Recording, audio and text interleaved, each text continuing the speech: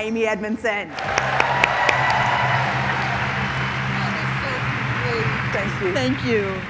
I prepared for today, big talk like this, by really thinking through what is the best, most actionable, and most fun content that I can give to this group.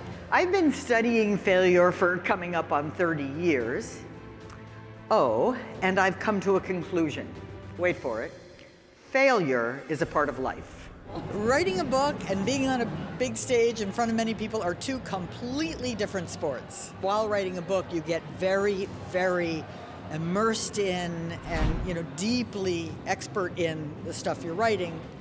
I'd say the key message is that we are living in an uncertain world, and that requires a very different way of thinking.